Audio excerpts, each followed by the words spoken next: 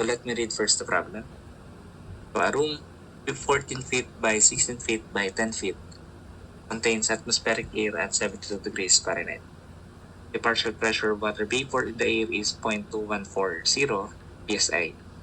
Barometer is standard. What is the dew point temperature in degrees Fahrenheit? Naghanap ng dew point temperature. And dew point temperature is basically the saturation pressure, the saturation temperature of the saturation pressure at PB, diba? Diba? So, yan yung ating kailangan dito. So, yung saturated temperature na yan can be solved by using Lively's equation. So, pag yung temperature natin is commonly below 50 degrees Celsius, I'm not sure about Fahrenheit kung ano yung conversion ng 50 degrees Celsius. But commonly, pag less than 50 degrees Celsius, Lively's equation holds. It basically converts temperature or saturation temperature to saturation pressure or vice versa. So meaning pag meron kang saturation pressure, pwede mo makompute si saturation temperature. And pero pag meron kang saturation temperature, pwede mo makonvert si saturation pressure. So ang formula in Lively's equation is P saturation in bar units is equivalent sa e raised to 14.43509. Diba? Minus 533.3 over temperature na naka-Kelvin. So, kailangan mo ng saturation pressure. And in which case, dito sa problem, binigay naman yung partial pressure ng water vapor ng air, which is 0.2140 psi. So, itong pressure na to, that is the vapor pressure ng water vapor, and yan yung kailangan para ma-solve natin yung dew point temperature. Kasi ang PV, yan din yung PSAT na kailangan natin para makuha yung temperature na required sa problem, yung dew point temperature. Sige, so substitute lang natin yan dito. But take note, PSI yung units, bar yung kailangan sa formula. So we will be needing to use conversion.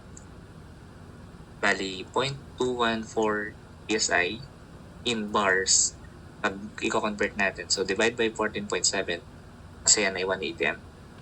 And 1 atm in bar is 1.01325 bar. So this will cancel out PSI, bar yung matitira. At yung temperature natin, Kelvin. So, hindi pa tayo diretsong makakuha ng Fahrenheit dito. But we can get Celsius doon sa Kelvin. So, we can change yung temperature na yan, absolute temperature na yan into Celsius, which is Celsius plus 273. So when we do this, we can have a value of temperature in Celsius. Sige, so gawin lang natin yan. Bali direct sub.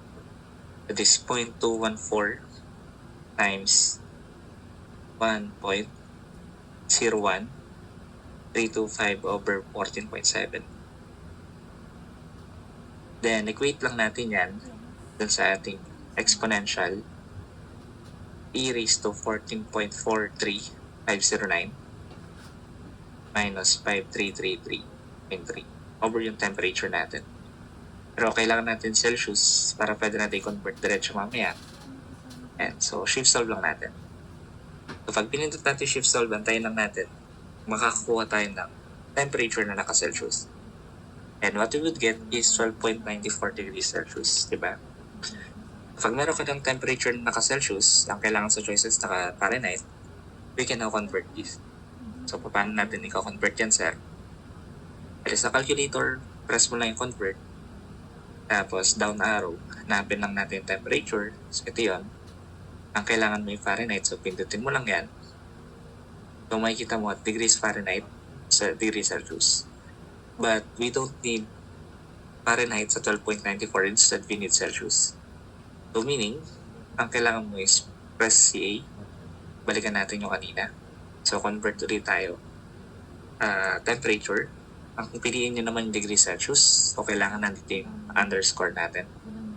Degree Celsius. Ito yung degree Celsius, 12.94.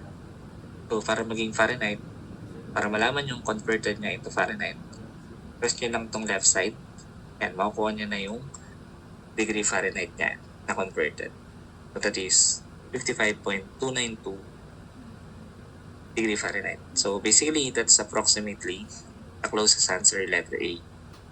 So commonly yung Lilis equation, ay Lilis formula, ginagamit siya when we are solving dew point temperature. Diba? So, even without steam table, kasi actually pwede mo siya isolve ng steam table, diba? We can approximate the dew point temperature by using yung Lilis equation natin.